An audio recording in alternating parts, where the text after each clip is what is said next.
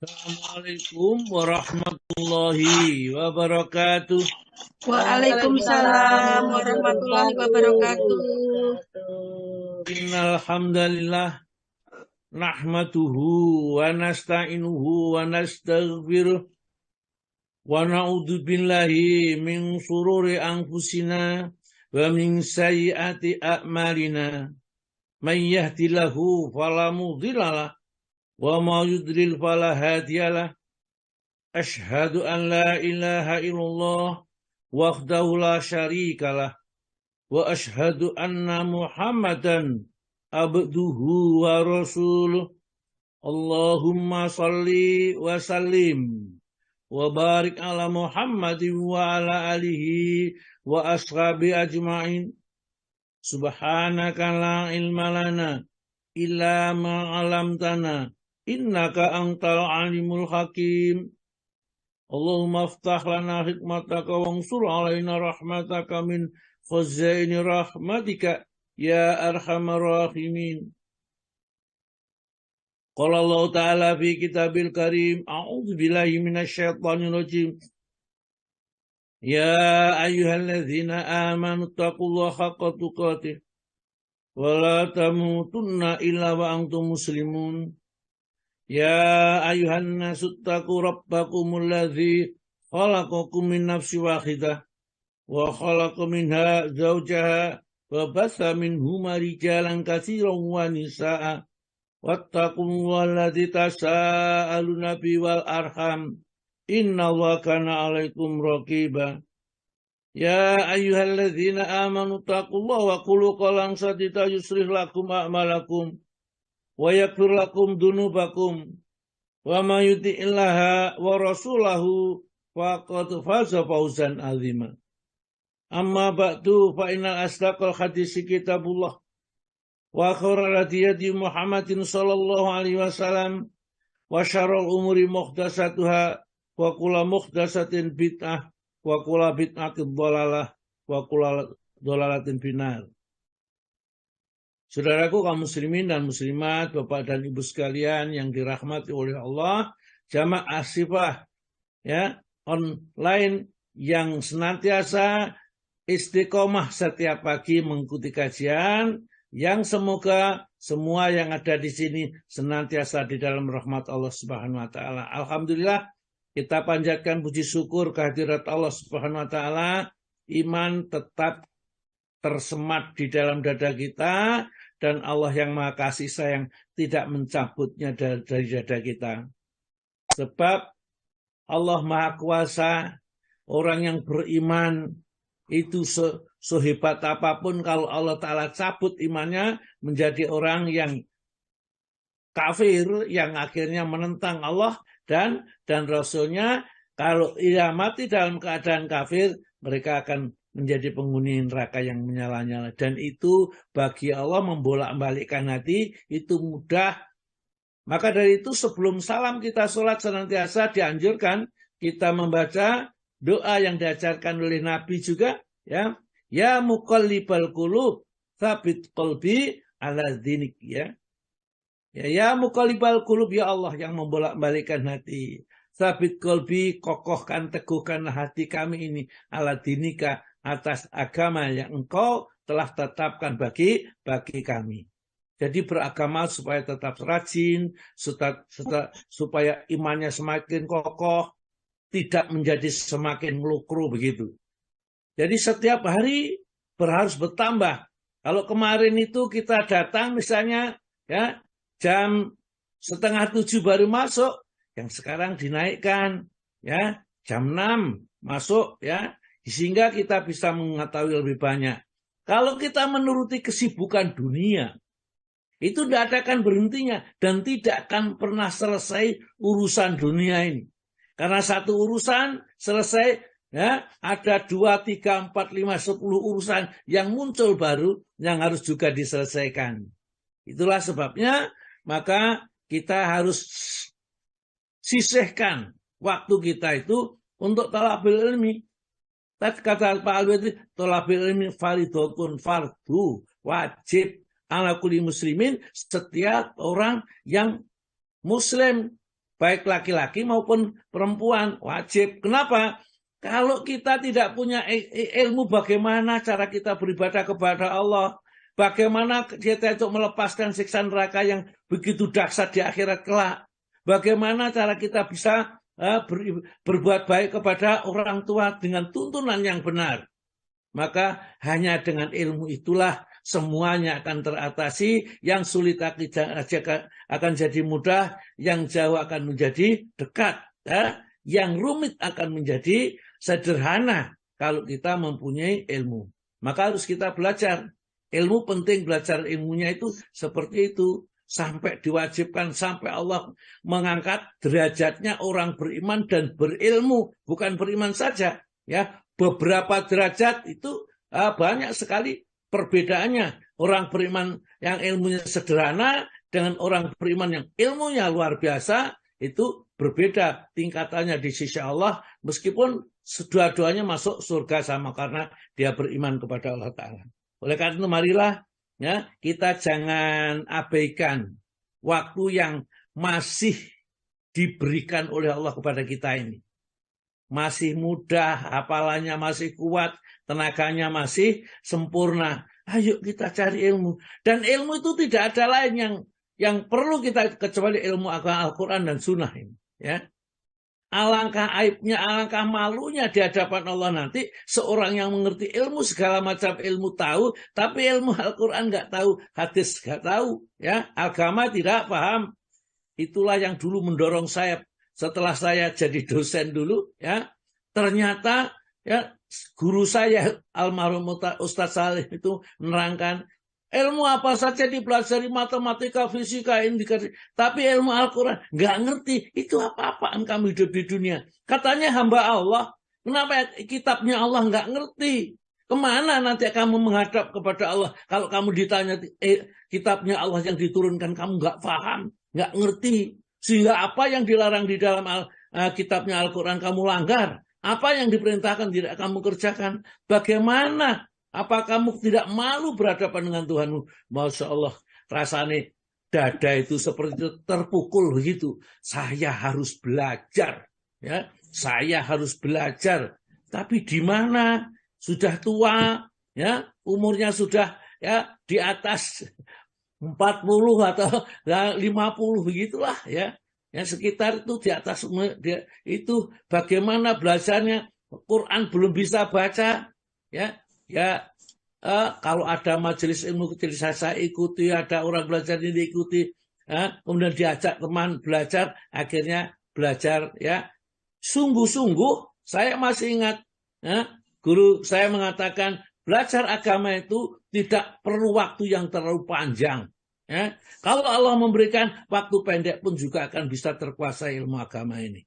Tetapi kalau dengan ilmu waktu yang panjang itu lebih sempurna tentunya. Kalau mereka mempunyai kemampuan. Imam Syafi'i umur 10 tahun, 15 tahun, ya, 17 tahun sudah jadi mufti, sudah bisa memberi nasihat. Pada umurnya masih sekian. Hafal Quran, hafal hadis, al-muwatta, itu 3.000 hadis. Hafal, ngerti sak sanatnya, sak segala macamnya mengerti.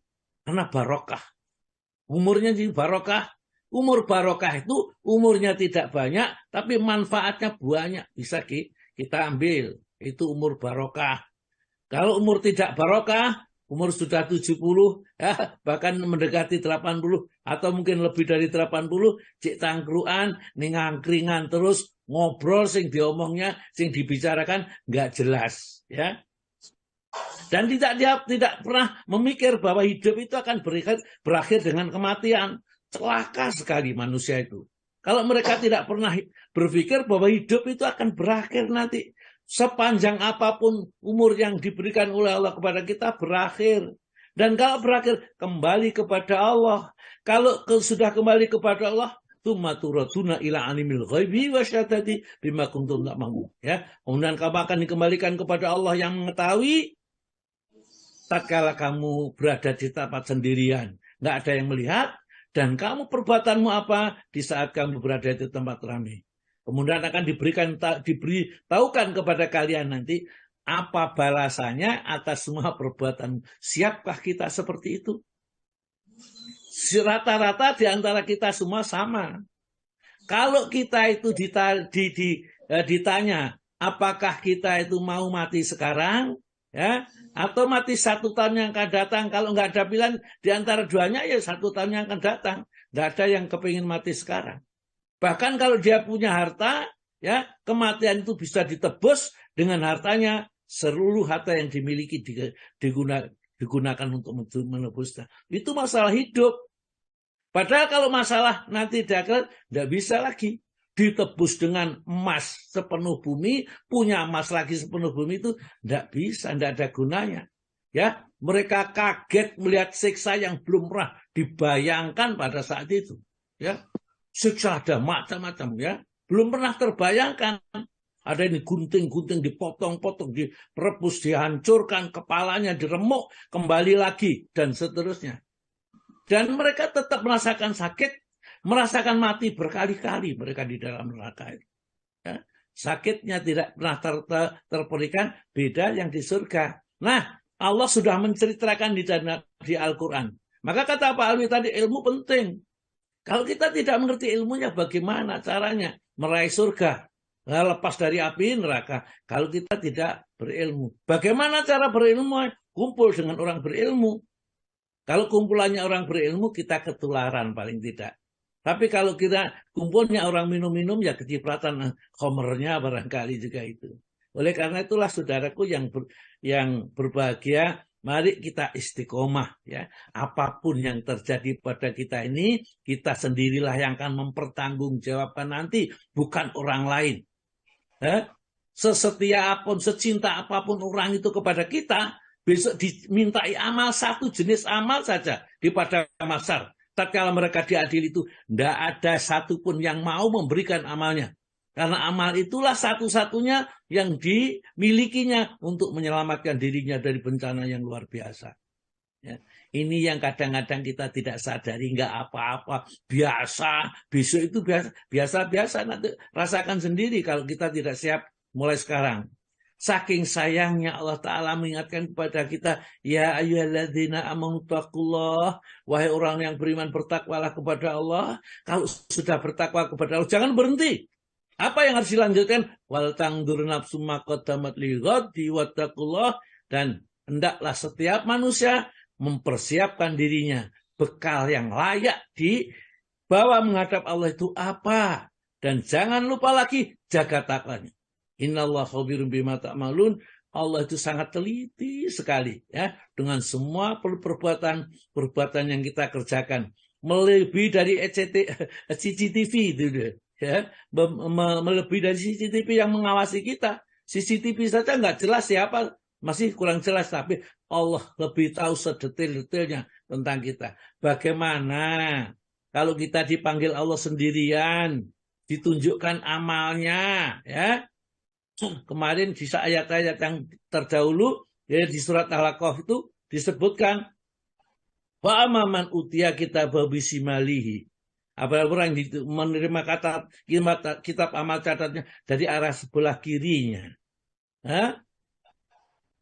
Mereka mengatakan, alangkah baiknya lamputa kitab, ya. Alangkah baiknya seandainya aku tidak menerima kitab ini, wala adrima hisabiyah, dan aku tidak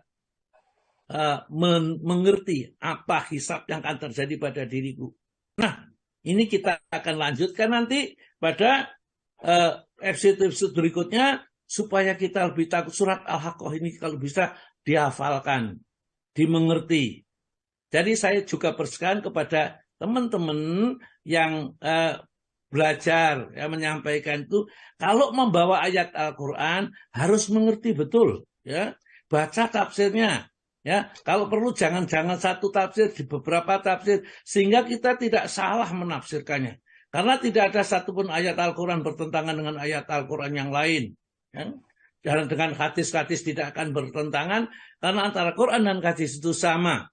Dan kita betul-betul mengerti apa itu yang dimaksud.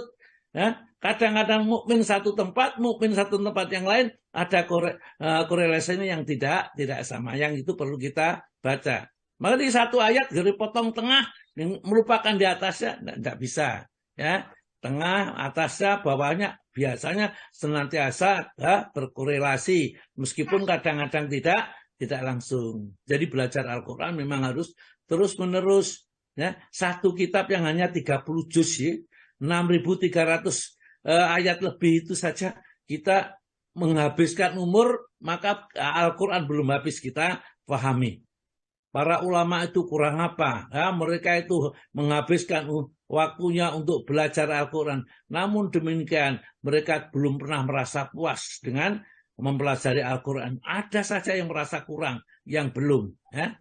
Oleh karena itu, terus saya belajar meskipun tidak kita sudah berusaha. Apapun yang terjadi kita serahkan kepada Allah kalau kita sudah berusaha. Baiklah, hari ini yang membaca Al-Quran siapa, Bu? Bu Zulfia, Ustaz, Bu Bu Zulfia. Zulfia, Dari monggo Trenggalek, silakan dari Bu Zulfia. Trenggalek. Monggo. Ayat 38 sampai 52 berarti berakhirlah surat Al-Haqqah, ya. Ini jadi kita meskipun belajar ini tafsir Al-Quran jangan kita tinggalkan karena Al-Quran itu penting, dan nanti ingat-ingat kalau kita suatu saat menerangkan itu kaitannya ada di sini dan di sini seterusnya. Monggo silakan Bu Zulfia. Ustaz. Assalamualaikum warahmatullahi wabarakatuh. Waalaikumsalam warahmatullahi wabarakatuh.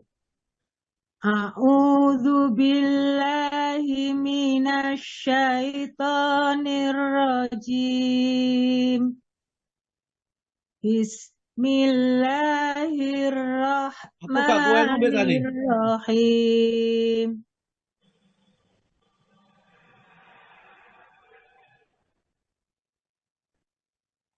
Fala uqsimu bima tubsirun wa ma la tubsirun innahu laqawlu rasulin karim wa ma huwa biqauli syair qalilam ma tu'minun wala biqauli kahin qalilam ma tadhakkarun Tanzilum mir rabbil alamin walau taqawwala alaina ba'dal aqawil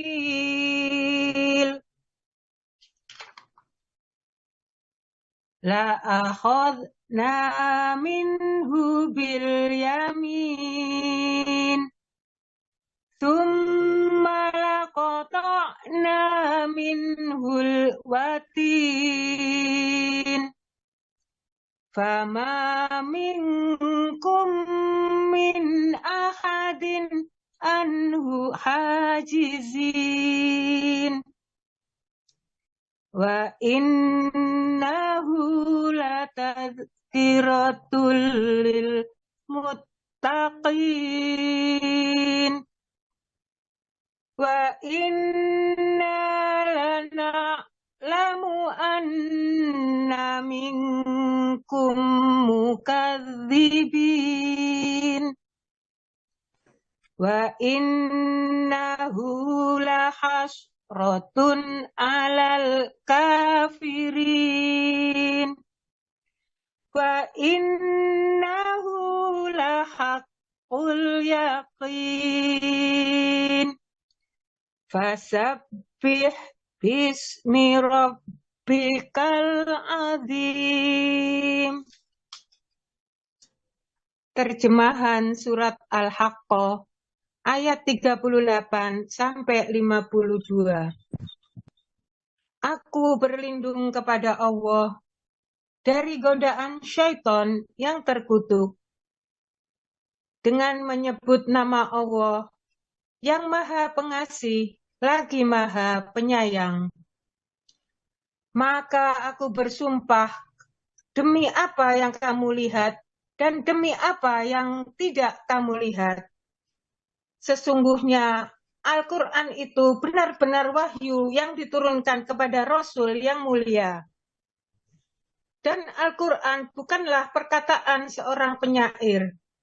Sedikit sekali kamu beriman kepadanya. Dan bukan pula perkataan tukang tenung. Sedikit sekali kamu mengambil pelajaran darinya. Al-Quran adalah wahyu yang diturunkan dari Allah seluruh alam.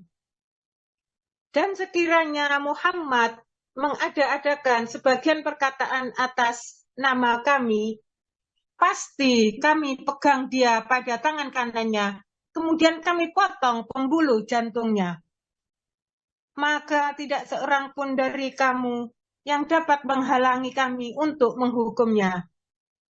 Dan sungguh Al-Quran itu pelajaran bagi orang-orang yang bertakwa. Dan sungguh kami mengetahui bahwa di antara kamu ada orang yang mendustakan. Dan sungguh Al-Quran itu akan menimbulkan penyesalan bagi orang-orang kafir di akhirat. Dan sungguh Al-Quran itu kebenaran yang meyakinkan. Maka bertasbihlah dengan menyebut nama Tuhanmu yang Maha Agung.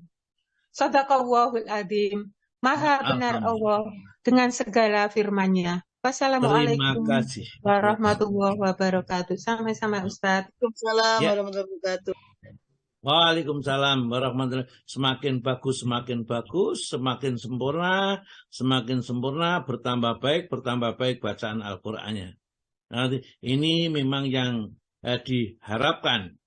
Jangan lupa kita terus juga menambah pemahaman dan pemahaman. Jadi maka dari itu meskipun sedikit, kalau kita tidak sedang khusus membicarakan tafsir, maka kita akan baca entah 1 atau 2, 3 ayat. Nah ini tadi berapa? 10 ayat atau berapa ini ya ayatnya? 38 sampai 52 itu berapa? 20 ayat? 10 ya?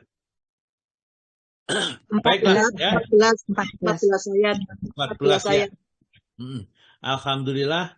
Jadi setelah Allah menjelaskan bahwa mereka yang dimasukkan neraka diikat dengan 70 rantai, ya 70 hasta rantai pun itu dari api, maka penyebabnya adalah innahu kana la yu'minuna billahil azim wa la yahudu ala tu'amil miskin. Mereka tidak beriman kepada Allah dan tidak mau menganjurkan memberi makan kepada orang miskin, bakhil mereka. Mereka dikiranya harta yang dimiliki itu miliknya sepenuhnya. Tidak. Seperti orang yang jaga parkir, mobil sekian banyaknya itu bukan miliknya. Nanti akan diambil kepada pemiliknya. Demikian juga harta. Setelah kita mati pun dia akan dibagi-bagikan sesuai dengan aturan Allah Subhanahu wa taala, ya. Maka besok di akhirat Allah menjelaskan di sini falaisa lahu hauna hamim. Maka mereka tidak satupun mempunyai teman akrab besok di akhirat ini. Karena kalau orang itu sudah masuk neraka, ya sudah, ya, mereka akan kekal di dalamnya, tidak ada teman untuk berbincang-bincang atau untuk bermusyawarah bagaimana cara keluar dari neraka ini. Wala ta'amun ila min hisrin. Makanannya tidak ada juga. Allah menjelaskan ini manusia supaya tambah takut kepada ancaman Allah itu. Ya. Tidak ada makan ila min hisrin kecuali nanah bercampur darah. Dari penghuni neraka yang dipotong, yang dibakar, kemudian yang pokoknya ya baunya itu saja sudah mengganggu yang lain, belum sakitnya orang yang disiksa itu. Maka Allah menjelaskan itu wala ta'amun illa min hisrin, tidak ada makanan dan darah layak kuluhu, tidaklah memakannya illa khotiun kecuali orang yang berdosa. Di dunia itu mereka itu senangannya membuat dosa, membuat kesalahan, membuat Allah murka terhadap dirinya. Karena perintahnya tidak ada yang dikerjakan, justru apa yang dilarang oleh Allah dilakukan. Nah, Ayat berikutnya itu menjelaskan bahwa Allah bersumpah. Semua yang diterangkan di dalam Al-Quran ini benar adanya. Dan bukan karangan Nabi, ya, dan bukan ucapan Nabi. Sehingga kalau sampai Nabi itu membuat ngarang-ngarang, ya, atau membuat karangan atau ucapan, kemudian di atas namakan itu di dalam Al-Quran ternyata ada satu ayat misalnya itu ucapan Nabi, maka janjinya Allah dan Nabi kita potong ulang nadinya, ya. Jadi akan dipotong ulang nadinya itu berarti sudah akan dibinasakan oleh Allah. Maka tidak ragu-ragu lagi bahwa Al-Quran semuanya firman Allah, semuanya wahyu dari Allah, tidak ada satupun yang Nabi Muhammad membaca sendiri. Di ayat yang ke-38, ya, ini fala uqsimu bima tubsirun. Fala uqsimu, maka sungguh ya aku bersumpah. Ada yang mengatakan aku tidak perlu bersumpah karena kebenaran sudah pasti, ya. Ya. Fala uqsimu, maka sungguh aku bersumpah bima tubsirun, dengan apa yang kamu lihat, ya. Wa ma la tubsirun, dan apa yang tidak kamu lihat. Ada makhluk yang bisa kita lihat berupa ya, manusia atau hewan atau ciptaan di muka bumi itu. Ada yang tidak bisa kita lihat ciptaannya. Apa itu? Malaikat tidak bisa kita lihat, setan atau jin tidak bisa kita lihat, neraka, surga, sirat tidak bisa kita lihat. Allah bersumpah dengan ciptaan-ciptaan itu. Ya, itu berarti ciptaan Allah besar sekali yang perlu diperhatikan manusia bahwa Allah itu Maha Kuasa. Ya, perhatikan itu. Ya, fala uqsimu bima tubsiruna wa ma la tubsirun. Innahu, sesungguhnya ia, punya ya, artinya Al-Quran itu la qaulu Rasul Karim, benar-benar satu ucapan yang diucapkan Rasul yang mulia yang diutus oleh Allah Subhanahu wa taala, ya, menyampaikan kepada Nabi kita Muhammad SAW. Rasul siapa? Malaikat Jibril. Malaikat Jibril menyampaikan kepada Nabi kita Muhammad SAW. Maka disebutkan wa innahu laqaulu Rasulin Karim, dan sesungguhnya Al-Quran itu adalah benar-benar wahyu. Ya, wahyu agama, ucapan ya, yang diucapkan dari Rasul yang mulia Jibril disampaikan kepada Nabi kita Muhammad Shallallahu Alaihi Wasallam. Yani, wa ma huwa biqauli syair, dan ingat Al-Quran itu bukan syair, meskipun alhamdulillahirabbil alamin arrahmanir rahim, him semua ya. Ya, al-haqqah, mal-haqqah, wa ma adraka mal-haqqah. Ya, seakan-akan bentuknya seperti syair, ya. Karena berujung dengan huruf-huruf yang sama. Oleh karena itulah Allah menegaskan bahwa Al-Quran itu bukanlah kata-kata seorang penyair, wa ma huwa biqauli syair, dan Al-Quran itu bukanlah kata-kata orang-orang penyair, ya. Qalilan ma tu'minun, sedikit kali kamu beriman kepada Al-Quran. Al-Quran dikira kata-kata syair, kata-kata tukang dukun, kata-kata ya yang dibuat-buat oleh Nabi kita. Maka dibantah oleh Allah Ta'ala, wa ma huwa biqauli syair qalilan ma tu'minun, sedikit kali kamu beriman kepada Al-Quran. Wala biqauli kahin, dan juga Al-Quran bukan kata-kata ucapan seorang dukun. Meskipun Al-Quran bisa untuk meruqyah orang yang kesurupan, orang yang kerasukan jin, bahkan orang yang kena bisa, ya, digigit ular atau disengat kalajengking, bisa disembuhkan dengan baca surat Al-Fatihah kepadanya, dengan keyakinan yang sempurna kepada Allah bahwa yang menyembuhkan adalah Allah, maka Allah akan sembuhkan. Hanya dengan itu air putih yang dibacakan itu diperhatikan oleh Ibnu Mas'ud di zaman para sahabat. Ada sudah. Karena para sahabat itu begitu yakinnya kepada Al-Quran yang diturunkan ini, maka begitu dibaca langsung berpengaruh. Namun Allah menjelaskan wala biqauli kahin, tetapi Al-Quran itu bukan ucapan seorang dukun. Qalilan ma tazakkarun, sedikit sekali kamu mengambil pelajaran dari Al-Quran. Jadi orang yang mengambil pelajaran dari Al-Quran itu sedikit, atau hanya sedikit dari Al-Quran yang dijadikan pelajaran.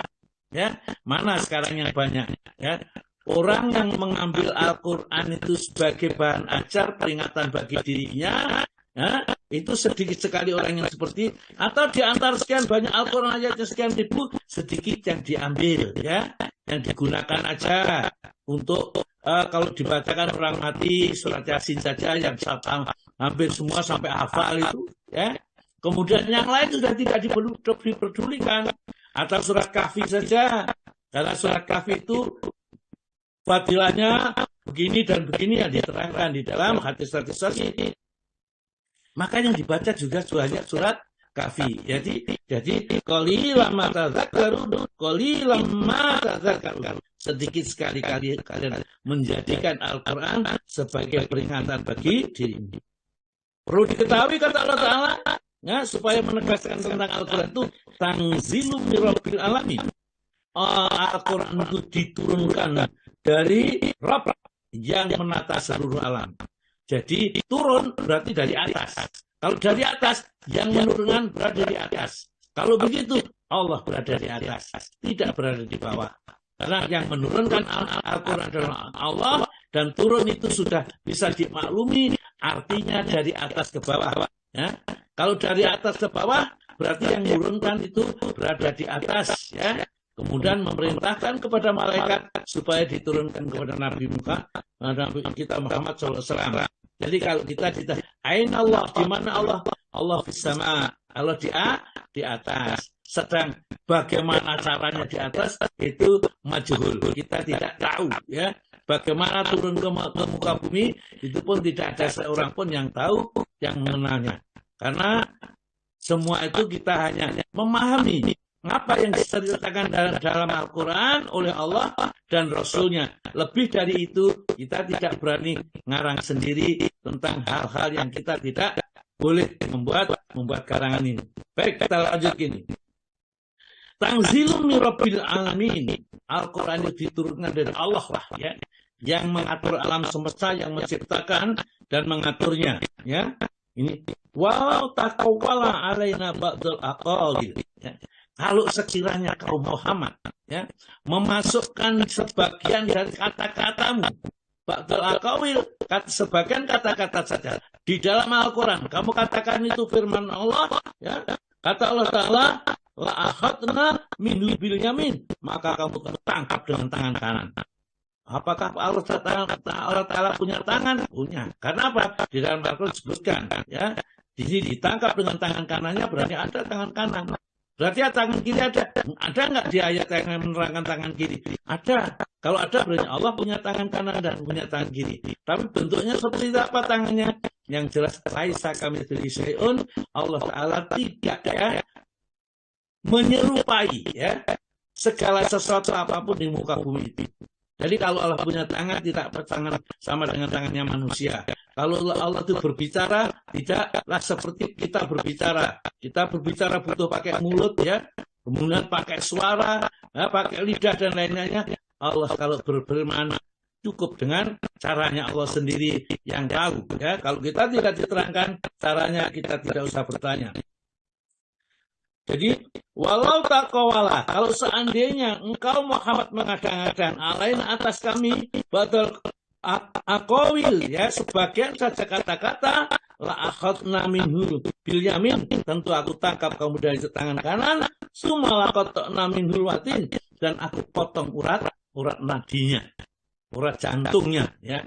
Jadi kalau Nabi kita sampai memasukkan Al-Quran, ya, ini bukan firman Allah, dikatakan ini firman Allah, ya, seperti kitab-kitab lain yang dikotori oleh tangan-tangan manusia yang mengatakan yang masukkan sana itu wartawan, ya. Wartawan Injil, wartawan itu mengatakan di sana di atas namakan Allah, sehingga Allah itu sehingga nabi-nabi itu ada yang dituduh berzina, ada yang dituduh macam-macam begitu, ya, yang tidak sesuai dengan kesucian nabi yang diutus oleh Allah sebagai manusia terpilih yang tidak akan berbuat keburukan. Karena apa? Karena yang memasukkan adalah manusia. Jadi Rasulullah sudah diancam oleh Allah, la akhadna minhu bil yamin, tentu kamu tangkap kamu dari dengan tangan kanannya, summa laqatna minhu watin, dan pasti kami akan potong urat jantungnya. Kalau sudah seperti itu terjadi, fama minkum min ahadin anhu hajizin. Tidak seorang pun dapat menghalangi siksa Allah yang ditimpakan kepada Nabi kita yang akan disiksa oleh Allah karena memasukkan kata-kata di dalam Al-Quran. Ya, ini menunjukkan bahwa Al-Quran itu betul-betul ya wahyu dari Allah dan Al-Quran itu diturunkan dengan ilmunya Allah. Tidak seorang pun yang bisa untuk membuat seperti Al-Quran. Jangankan seperti Al-Quran, 10 surat saja tidak bisa. Jangankan 10 surat, 1 surat saja yang paling pendek ya, itu tidak akan bisa dicontoh oleh selain Allah. Karena semua ciptaan Allah tidak ada yang bisa mencontoh. Daun misalnya, kita bisa membuat daun-daunan, tapi tidak seperti daun yang bisa berasimilasi kalau ada matahari, ya, karena di dalamnya ada klorofil misalnya. Ya, tidak ada. Ciptaan Allah tidak bisa dicontoh oleh manusia. Jadi saya masih ingat dulu orang tua saya mengatakan kagum dengan orang yang pandai ini. Alah, dia pandai, kok gaya kulit kacang lah gak iso itu ya. Membuat kulitnya kacang nggak bisa. Meskipun orang pandai sehebat apapun ya enggak, karena itu memang ciptaan Allah. Kemudian ayat yang ke-48. Wa innahu latadzkiratun lil muttaqin. Dan sesungguhnya ia Al-Quran itu latadzkiratun benar-benar menjadi peringatan, seperti pelajaran lil muttaqin bagi orang yang ingin menjadi orang yang beriman, bertakwa kepada Allah. Zalikal kitabul la raiba fihi hudal lil muttaqin. Maka sebagai petunjuk bagi orang-orang yang muttaqin, yang bertakwa. Jadi siapa yang ingin bertakwa kalau tidak belajar Al-Quran, tidak mengerti Al-Quran, jauh panggang dari api. Ya, Al-Quran pelajari, mengerti, fahami, dan diamalkan, jadilah kita muttaqin. Kalau sudah muttaqin, kita pasti akan dicintai oleh Allah, disediakan oleh Allah surga yang luasnya seluas langit dan bumi. Nah, kemudian masih ayat yang ke-49. Wa inna dan sesungguhnya, wa inna dan sesungguhnya kami, Allah Ta'ala, lamu benar-benar kami mengetahui, anna minkum mukadzibin, bahwa sebagian di antara kalian ada yang mendustakan Al-Quran ini. Ada yang tidak percaya Al-Quran itu kalau diturunkan oleh Allah. Tidak percaya bahwa ini adalah benar-benar wahyu yang diwahyukan oleh Allah kepada Nabi kita Muhammad lewat perantaraan waladi. Tidak percaya mereka. Allah sudah tahu. Ya, nanti ada yang percaya, ada yang mendustakan, ada yang ragu-ragu, ya, bahkan ada yang Quran diinjak-injak dibakar, ya. Quran yang dibakar Quran tulisan, tapi Quran yang sesungguhnya tidak akan bisa disentuh manusia. Maka dari itu di dalam Al-Quran disebutkan la yamassuhu ilal mutahharun, tidak akan bisa menyentuh Al-Quran kecuali orang yang disucikan oleh Allah Ta'ala. Siapa itu? Para malaikat atau malaikat yang memang ditugasi untuk menurunkan Al-Quran kepada manusia ini, ya. Jadi di antaranya adalah Jibril alaihissalam. Wa innahu dan sesungguhnya Al-Quran itu la hasratun, betul-betul menjadi penyesalan alal kafirin, kepada orang yang mengingkari Al-Quran. Jadi siapa saja yang tidak beriman dengan Al-Quran, bahkan mengingkari Al-Quran, pasti dia nanti akan menyesal karena amalnya tidak diterima.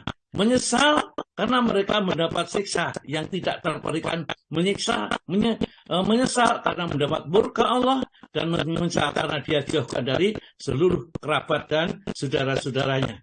Menyesal yang terakhir karena dia kekal di dalam neraka. Jadi Allah Ta'ala mengetahui betul bahwa la hasratun, betul-betul menjadi penyesalan alal kafirin, terhadap orang-orang yang mengingkari Al-Quran ini. Wa innahu dan sesungguhnya Al-Quran, Allah menegaskan lagi, lahakun, benar-benar satu kebenaran yang mutlak, ya. Ini al-hakul yakin, dan sudah tingkatnya yakin, tidak lagi sekedar percaya. Jadi Al-Quran kebenarannya sudah kebenaran tingkat yakin, ya. Jadi kalau kita sudah tidak bisa percaya kepada Al-Quran, keyakinan kita memang tidak ada yang bisa berubah ke sana. Kita memang orang-orang yang celaka. Bagaimana mungkin Allah Ta'ala menurunkan satu petunjuk hidup supaya kita selamat, kok ditolak begitu saja petunjuk itu, ya, petunjuk itu. Nah, marilah kita kembali lagi bahwa Al-Quran itu benar-benar datangnya dari Allah. Al-Quran diturunkan dengan ilmunya Allah. Maka dari orang yang memahami, mengerti, pandai membacanya, ya, maka mereka itu orang yang paling beruntung dan mereka itu akan mendapatkan yang paling banyak. Seperti disebutkan di dalam surat Al-Baqarah ayat 269, ya. Surat Al-Baqarah 269, ya, yu'til hikmata may yasha wa may yu'tal hikmata faqad utiya khairan katsiran wa may yatadzakkaru illa ulul albab. Monggo dibaca Pak. Allah menganugerahkan al-hikmah atau kefahaman yang dalam tentang Al-Quran dan As-Sunnah kepada siapa yang dia kehendaki. Dan barang siapa yang dianugerahi hikmah itu, dia benar-benar telah dianugerahi karunia yang banyak. Dan hanya orang yang berakallah yang dapat mengambil pelajaran dari firman Allah. Ya, jadi diterangkan apapun, disampaikan bagaimanapun, ya sudah ngerti sudah, ya. Maka itu orang kafir itu, ya, kata Allah Ta'ala, perumpama seperti orang angon, ya, orang angon kebo, amal sapi, binatang ternak itu. Ya, nggak ngerti apa-apa. Al-Quran disampaikan nggak ngerti, seperti orang bengok-bengok kalau ya hanya dengar suaranya saja, tapi dia nggak ngerti ya kan maksudnya. Ya, di dalam surat Al-Baqarah ayat 171, monggo Pak. 171 ya. Yes.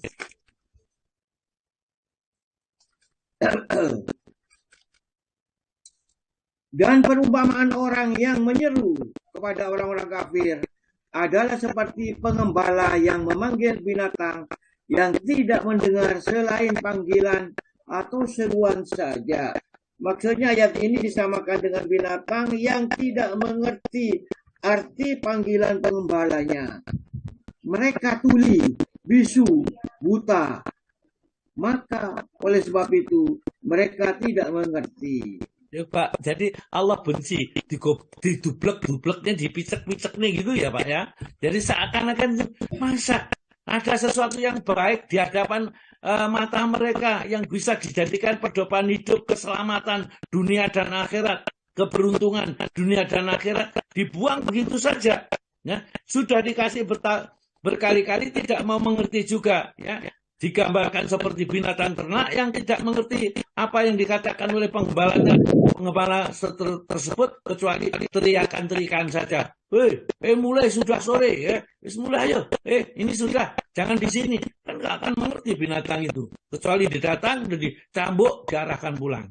Ya itulah orang-orang kafir digambarkan seperti itu. Tidak akan mengerti Al-Quran diterangkan. Tidak mengerti agama kalau dijelaskan. Tetap saja dia berpedoman kepada apa yang biasa didapati oleh nenek moyang mereka. Sehingga kalau dikasih tahu, ya sudah tidak mau tahu. Ayat 170 Pak, zaman baca. Dan apabila dikatakan kepada mereka, ikutilah apa yang diturunkan Allah, maka mereka menjawab, tidak. Tetapi kami hanya mengikuti apa yang telah kami dapati dari perbuatan nenek moyang kami. Apakah mereka akan mengikuti juga walau nenek moyangnya mereka tidak mengetahui sesuatu apapun dan tidak pula mendapat petunjuk? Yaitu kalau diajak belajar agama yang benar, yang sesuai yang diajarkan, enggak, itu sudah guru saya itu apa? Dia lulusan Mekah katanya macam-macam ini, padahal dia nggak tahu. Ya, seperti di Islam ya, Islam yang dipimpin oleh orang LDI Abu Hasan itu, yang namanya itu dulu ya tatkala mereka masih jaya-jayanya, waduh luar biasa sekali. Nah, sekarang ya baru kelihatan suka mengkafirkan orang. Jadi sesama muslim yang tidak sama dengan golongannya dikafirkan. Ya, LDI itu masjidnya kalau sampai kita sholat di tempatnya dipel karena kita masih najis, ya kita masih belum seperti ya yang dimaksud oleh Nabi. Mereka harus belum berbaiat, belum punya amir, karena sebelum punya amir itu adalah mereka masih jahiliyah katanya. Ya, Sehingga menanamkan pada anak buahnya dan anak buahnya dilarang belajar kepada orang yang lain. Jadi siapa yang mereka belajar kepada yang lain, maka dianggap nanti akan keluar. Itulah sebabnya maka orang-orang yang pintar, alim belajar dari yang lain, itu baru ngerti bahwa ajarannya salah.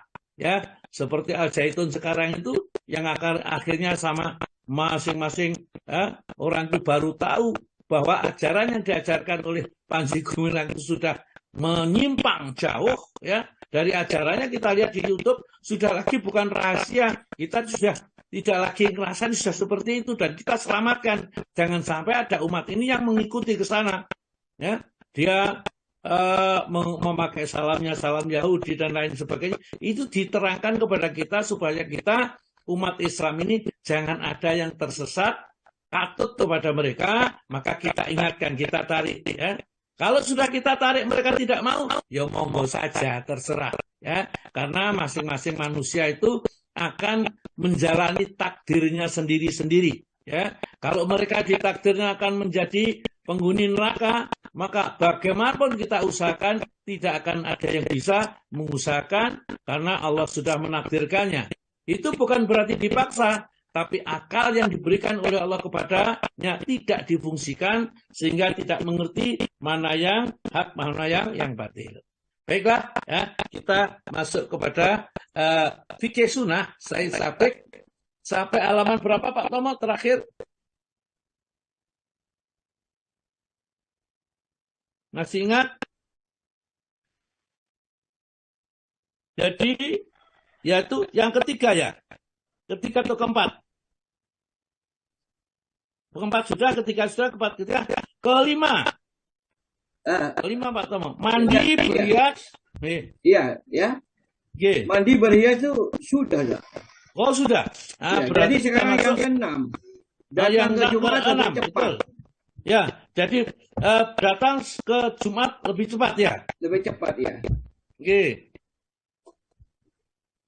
Dibaca Ustaz. G. Ya. Datang ke Jumat lebih cepat. Disunahkan datang lebih pagi sholat Jumat kecuali bagi imam.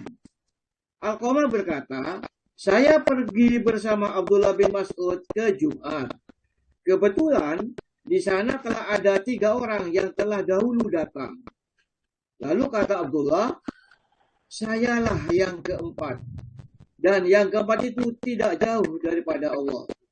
Saya telah mendengar Rasulullah SAW bersabda, yang artinya orang-orang itu nanti pada hari kiamat akan duduk berurutan menurut kesegeraan mereka pergi ke sholat Jumat. Yakni yang pertama, kedua, ketiga, dan keempat. Sedang yang keempat itulah tidak jauh dari Allah.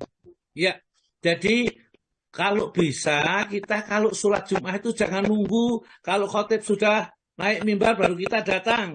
Ya. Orang yang paling dekat kepada Allah juga dalam hadis yang lain itu, itulah orang yang paling dekat dengan mimbarnya. Ya, tatkala dia sholat Jumat.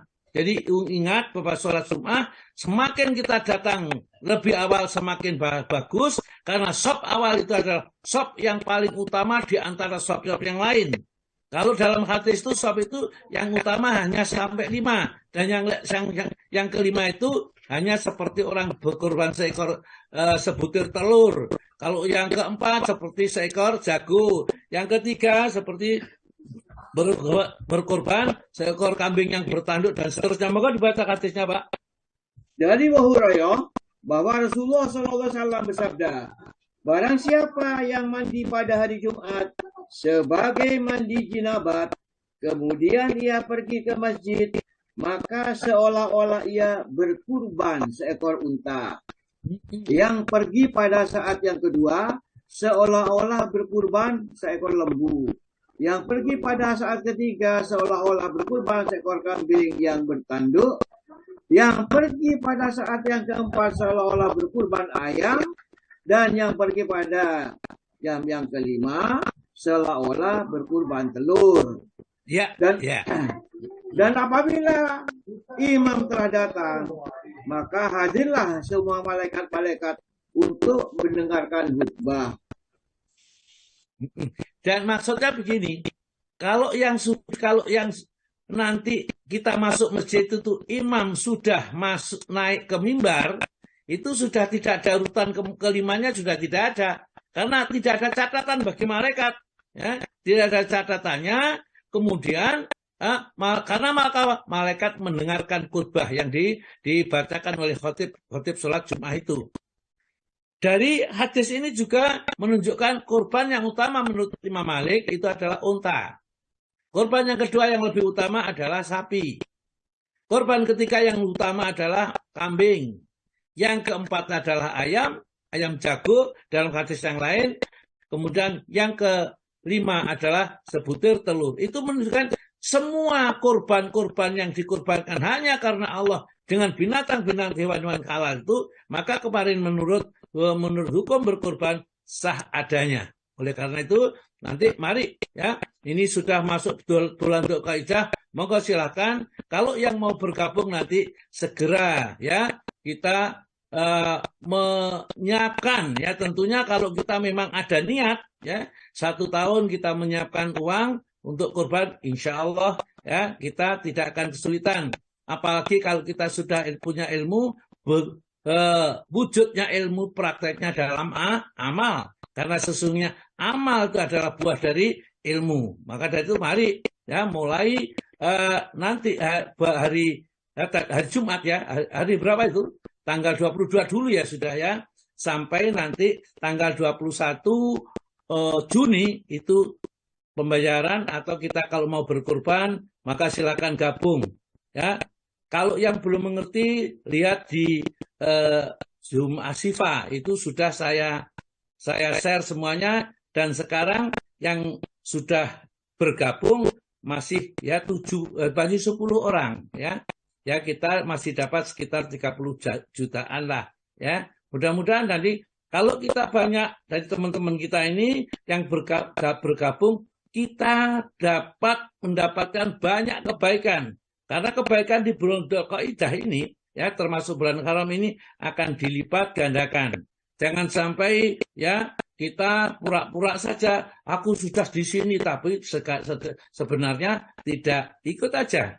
Meskipun ikut di sana, ikut di sini, tidak jadi masalah ya. Karena apa? Karena memang orang berbuat baik itu di mana saja Allah Ta'ala akan menilainya. Tidak harus di Asifa, tapi di mana saja. Yang penting kita bulan Dzulhijjah ini jangan ada di antara kita yang sudah mengerti ilmu itu menyia-nyiakan kesempatan.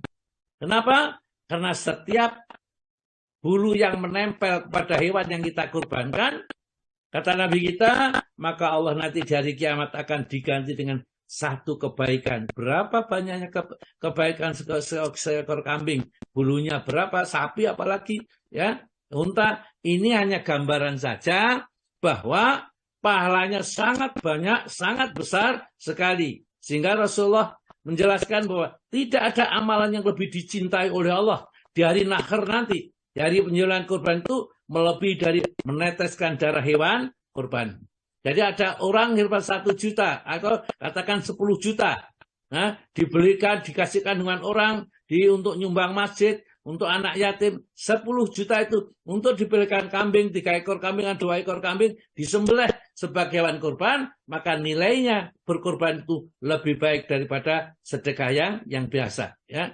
Mudah-mudahan kita nanti semua terlibat, semua saja yang ada di jamaah ini, di grup ini, meskipun berapapun ya. Tapi ya saya hanya minta jangan sampai kalau kurban kurang dari 500.000, karena 500.000 mendapat bagian yang paling kecil, yaitu 1 kilo per orang. Dan orang yang berada di Surabaya, ini meskipun kurbannya 500 atau 1 juta, misalnya dapat 2 kilo, nanti tetap akan diantar ke tempat di mana bapak dan ibu itu berdomisili, ya. Karena bagian kurban, selagi kita bisa menjangkau, mengirimkan dari Surabaya ini, akan dikirimkan ke tempat ibu. Jadi tidak begitu saja, pokoknya memberi tidak. Tapi kalau tidak menyampaikan, berarti ya dibagikan langsung kepada penerima kurban. Dan kurban ini dibagi 3. Ya saya ingatkan kembali, yang pertama ada si pengkurban dianjurkan makan, kata Nabi kita. yang kedua itu untuk fakir miskin sebagai sedekah, yang ketiga itu untuk hadiah, ya, siapa yang misalnya saudara, teman, ya, guru dan sebagainya, ya. Ini monggo nanti kalau mulai bulan ini tanggal 1, mungkin kalau yang bagi pegawai negeri yang pensiun atau mungkin yang dapat gajian itu baru bisa, ya monggo saja. Berapapun kita tampung, ya. Jadi tapi untuk kurban ini paling tidak ya 500.000 lah, ya. Tetapi kalau bagi yang mampu memang saya batasi 3 juta sampai 4 juta.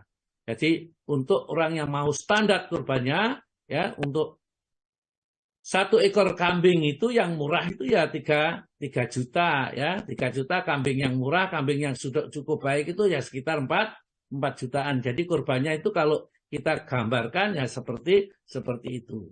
Nah, hanya saja nanti kalau bergabung di kurban Ashifa ini yang tidak mengatakan saya dibelikan kambing, ya tetap saya gabung dengan pembelian sapi. Tapi kalau saya tolong saya ini dibelikan kambing, ya, kalau seharganya uangnya yang ada itu ada kambingnya harganya seperti itu, saya belikan. Jadi kalau misalnya 2 juta ingin beli kambing ya susah, cari kambing 2 juta, ya. Jadi tentunya kita semuanya sudah tahu karena ini sudah biasa kita kerjakan setiap tahun. Jadi kita hanya mengingatkan kembali supaya kita bisa berkorban setiap tahun. Maka Pak Taman, Syafi'i dan lain-lain. Syafi'i dan lain-lain ulama maksudnya berpendapat bahwa yang dimaksud dengan saat-saat itu ialah waktu siang. Oleh sebab itu menurut mereka sunnah pergi maksudnya dari waktu terbitnya fajar. Sedangkan Imam Malik berpendapat bahwa yang dimaksudkan ialah bagian-bagian dari waktu kira-kira 1 jam sebelum tergelincir matahari dan sesudahnya. Dan menurut Ibnu Rashid berpendapat yang lebih sesuai ialah mengatakan bahwa yang dimaksud ialah bagian-bagian tersebut sebelum tergelincir. Karena bila setelah matahari tergelincir, maka setiap orang sama diwajibkan datang.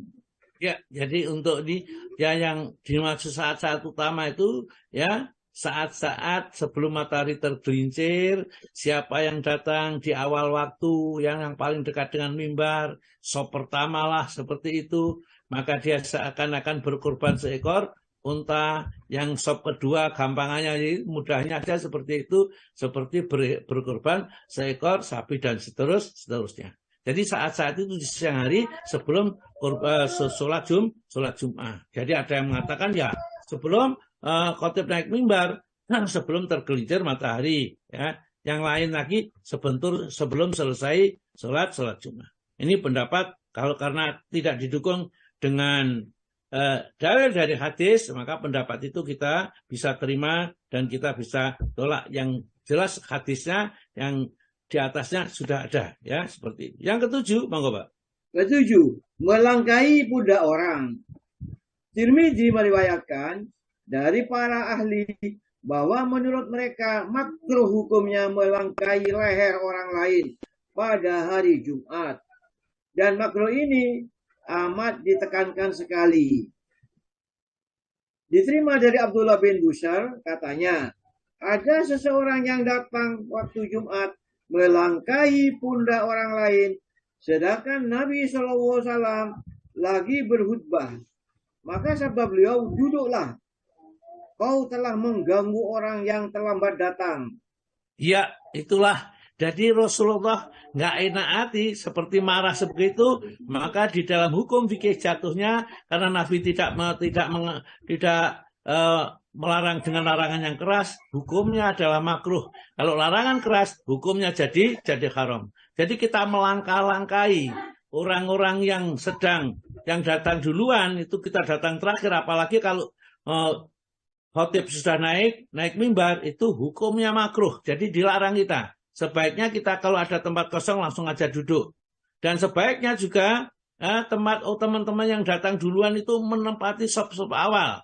Jadi jangan sampai nanti ada orang yang maju karena ada lowong di depannya itu sehingga melangkai pundak-pundak. itu menyebabkan orang lain menjadi tidak baik di mata Allah Subhanahu wa taala tatkala salat Jumat, karena melangkahi pundak itu dilarang, ya. Jadi maju dulu, tempat di depan dulu supaya tidak langkahi dan orang tidak melangkahi kita. Terus, Pak. Hukum ini dikecualikan bagi imam atau bagi seseorang yang melihat bahwa di muka ada tempat kosong, tetapi tidak diisi oleh orang-orang yang datang sebelumnya. Juga bagi seseorang yang hendak kembali ke tempat asalnya, karena tadi disebabkan sesuatu keperluan terpaksa keluar, dengan syarat tiada sampai mengganggu orang lain. Ya, jadi usahakan kalau kita toh melihat di depan kosong, jangan kaki kita diangkat, bahkan melebihi tingginya wajahnya seseorang. Kan ini kan tentunya tidak sopan. Maka di dalam sholat Jumat itu diatur kayak begitu tuh dia boleh, ya. Model seperti itu dilarang di dalam agama kita, ya. Kaki kita alon-alon kita di tempat kosong, Pak, tolong ini saya akan bertempat di sana, ya. Dan orang itu harus diberi jalan. Atau mungkin ada orang yang berkeperluan, ya, perutnya sakit, setelah itu batal, kemudian wudhu, akan kembali ke tempat lagi, juga caranya jangan sampai melangkah-langkahi orang yang sudah duduk itu, karena itu dilarang di dalam agama ini. Terus, Pak. Dari Uqbah bin Haris katanya, saya bersolat asar di belakang Rasulullah SAW di Madinah. Tiba-tiba beliau berdiri dan cepat-cepat pergi ke salah sebuah bilik istrinya sambil melangkahi pundak-pundak orang lain. Orang-orang pun terkejut melihat beliau bergegas-gegas itu. Dan setelah kembali, dilihatnya orang-orang masih keheran-heranan melihat perilaku tadi.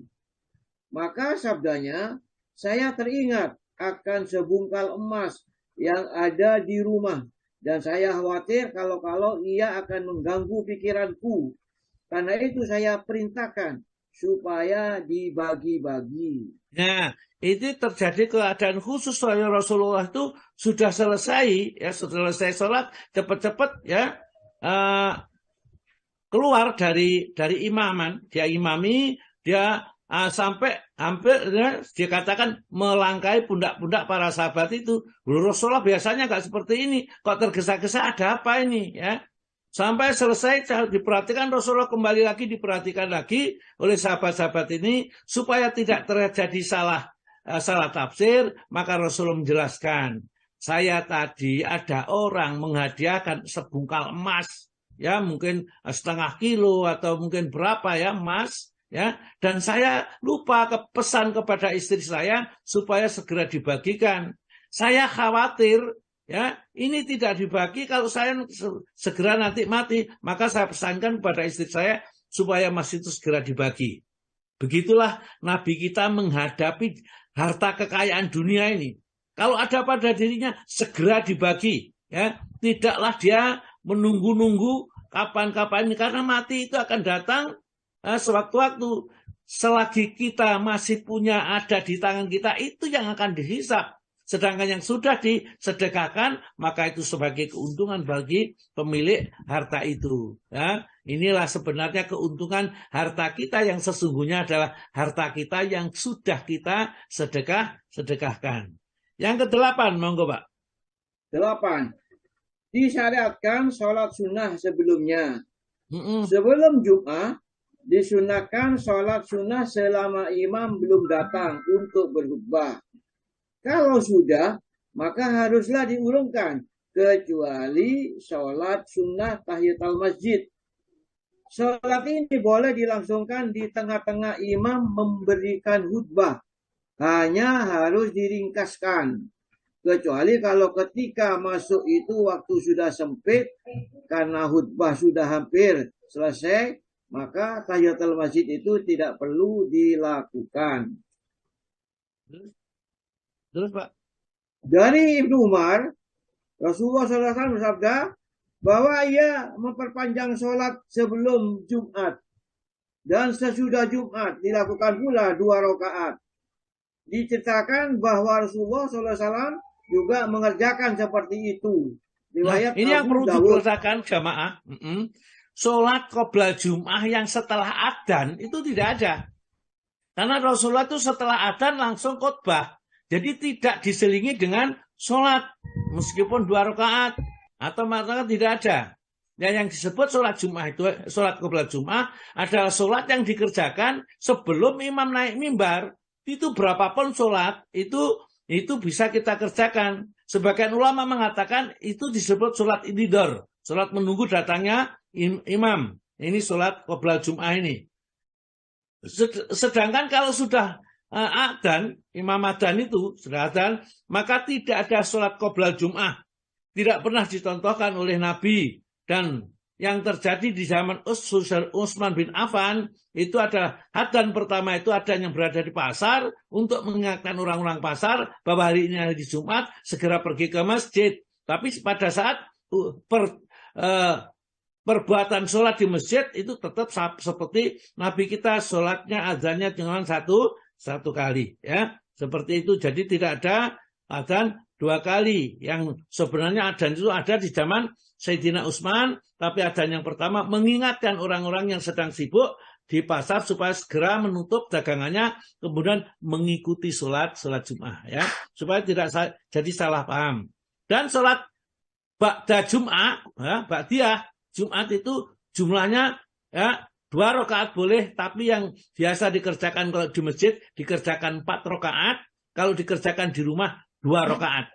Jadi kalau kita sholat ba'diyah Jum'ah, untuk kita kerjakan di rumah, kita kerjakan 2 rakaat.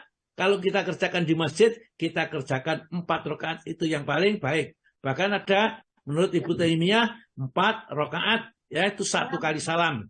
Tapi ya, diingkari dengan yang lain, yang lebih baik adalah 2 rakaat salam, 2 rakaat salam. Ya, terus Pak Tomo. Monggo Pak Tomo. Dari Abu Hurairah, dari Nabi SAW sabdanya, barang siapa mandi pada hari Jumat, kemudian mendatangi sholat Jumat dan bersolat sekadar kuasanya, serta ia diam mendengarkan khutbah imam sampai selesai, lalu ia bersolat bersamanya, maka diampunilah dosa-dosanya yang terdapat di antara Jumat itu dengan Jumat berikutnya, dan ditambah 3 hari. Iya, jadi 10 hari diampuni dosa-dosanya Jumatan. Sehingga kalau kita perhatikan orang-orang Muslim, ya, kalau sampai kita datang kepada Allah Ta'ala dengan membawa dosa, ya ayuhan nas, ma gharaka bi rabbikal karim, wahai manusia, apa yang memperdayakan kamu sehingga kamu datang kepada Allah kok membawa dosa yang banyak? Mestinya dosa-dosa itu sudah diampuni. Jumat dari Jumat sudah diampuni. Ramadan dari Ramadan sudah diampuni. Sholat 5 waktu itu juga diampuni. Loh ini kok sampai banyak dosanya? Karena yang tidak bisa diampuni itu adalah dosa besar. Sedangkan dosa-dosa yang tidak besar akan terampuni secara otomatis dengan kita sholat Jumat, puasa Ramadan, kemudian berzikir, kena musibah, dan lain sebagainya. Terus Pak, satu lagi hadisnya. Dari Jabir katanya, ada seseorang yang masuk masjid pada hari Jumat, sedang Rasulullah SAW lagi berkhutbah. Maka tanya beliau, sudahkah Anda sholat? Belum, jawab orang itu. Bersolatlah 2 rakaat, sabda beliau pula. Ya, jadi sholat tahiyatul masjid itu saking pentingnya, padahal mendengarkan khutbah itu penting. Maka tatkala ada orang masuk, Rasulullah sedang berkhutbah, ya dia langsung duduk, ditanya, ya, kenapa kamu duduk? Sudahkah sholat tahiyatul masjid? Belum, sholat dulu, ya 2 rakaat. Dengan cepat, ya, baru mendengarkan khutbah. Ini satu, untuk memperingatkan pada para jamaah yang lain, jangan sampai terlambat. Itu kan dia agak malu kalau sholat disuruh Rasulullah itu agak malu. Yang kedua, bahwa sholatnya tidak boleh cepat-cepat saja, ya. Karena Rasulullah sedang berkhutbah. Terus Pak, ada lagi hadisnya. Dan menurut riwayat lain, dan apabila seseorang di antaramu maksudnya, datang pada hari Jumat, dan imam telah datang, maka bersolatlah 2 rakaat. Bukhari Muslim. Terus? Berpindah tempat bagi orang yang mengantuk. Disunatkan bagi orang yang mengantuk dalam masjid untuk pindah dari tempatnya ke tempat yang lain. Sebab bergerak itu kadang-kadang dapat menghilangkan kantuk dan membangunkan orang. Hal ini berlaku baik pada hari Jumat maupun pada hari-hari lainnya. Ya, jadi kalau kita ngantuk Jumatan ngantuk itu biasanya di rumah susah ngantuk. Datang ada Jumatan, jadi mendengar khotbah itu dingkluk sedikit saja sudah kantuk. Tiba-tiba selesai khotbah kita tidak tahu. Saking asiknya, enaknya kantuk tidur di masjid. Ya, katanya orang itu ada yang ditiup oleh setan sehingga mereka mudah sekali tidur di waktu mendengarkan khotbah sehingga tidak mengerti apa yang dikhotbahkan. Dan itu kadang-kadang saya juga merasakan seperti itu. Nggak kerasa, dingkluk, dengarkan tadinya. Begitu khotbahnya itu monoton, ya tidak ada gregetnya, ya ngantuk tidur langsung, ya ini, ya ada hadis sedikit Pak itu. Dari Ibnu Umar bahwa Nabi SAW bersabda, apabila salah seorang di antaramu mengantuk di masjid, sebaiknya ia berpindah dari tempatnya ke tempat yang lain. Ya, itulah. Jadi babnya Jumatnya sudah selesai, kita akan masuk kepada wajibnya sholat Jum'ah. Jadi nanti sholat Jum'ah itu diwajibkan kepada siapa ya saja untuk wajib sholat Jum'ah. Ya nanti kita akan terangkan pada pertemuan berikutnya. Ya sementara saya kembalikan kepada Bu Putri. Ya monggo Putri.